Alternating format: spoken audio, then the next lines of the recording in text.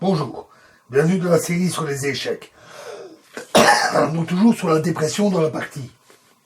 Ici une partie de Krejcik contre Schwartz qui s'est jouée à Vienne en 1905 et le trait est au blanc. La partie fut jouée la dernière ronde du tournoi.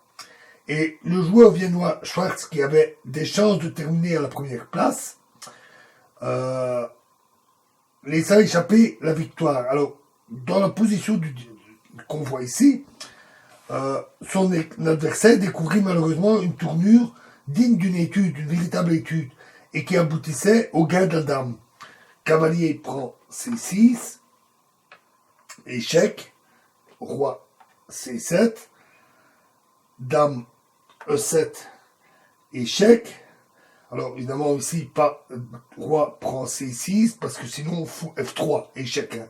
Donc roi B6, C5, échec, roi A6, fou C8, échec, dame prend C8, dame A7, échec, roi B5, dame B6, échec, roi C4 et dame B4, échec. Et Schwartz, là alors, abandonna parce que il constatait qu'il perdait la dame après roi D5, cavalier E7, échec. Cette partie valut à son vainqueur non seulement la victoire du tournoi, mais aussi un prix de beauté avec cette combinaison.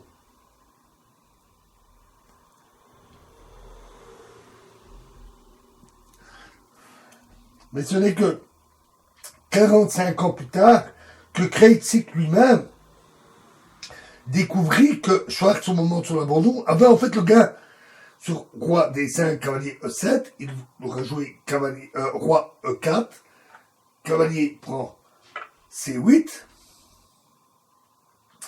F3, échec, roi F2, fou H4, échec, roi G1, F2, échec, roi H2, F1, dame, et les noirs échappent sans peine à l'échec perpétuel.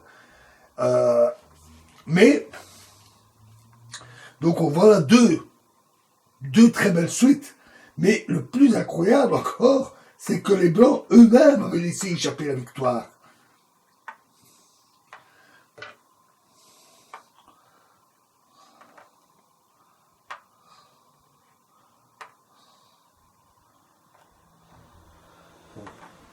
Remettons tout ça.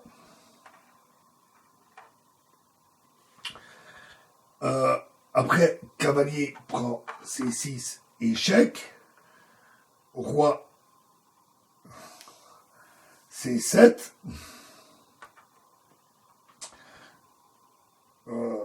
Dame E7, échec. Roi B6. C5, échec était en fait une erreur. On l'a vu, ça conduit au gain de la dame, mais les Blancs gagnent, du moins s'ils avaient vu la suite. Mais ils auraient pu alors jouer dame D8, échec. Ici, sur dame C7, alors C5, échec, et la dame tombe. Et si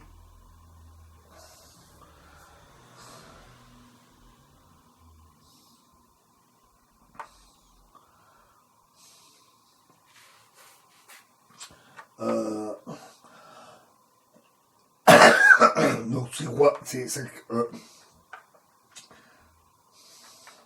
si roi dame C7, alors C5, échec, et sur roi C5, alors B4, échec, roi prend C4, cavalier A5, échec, et la dame tombe aussi. Et cette fois-ci, les blancs, les noirs ne peuvent pas gagner. Voilà, et dans la prochaine vidéo, nous parlerons des pièges tactiques. Je vous remercie.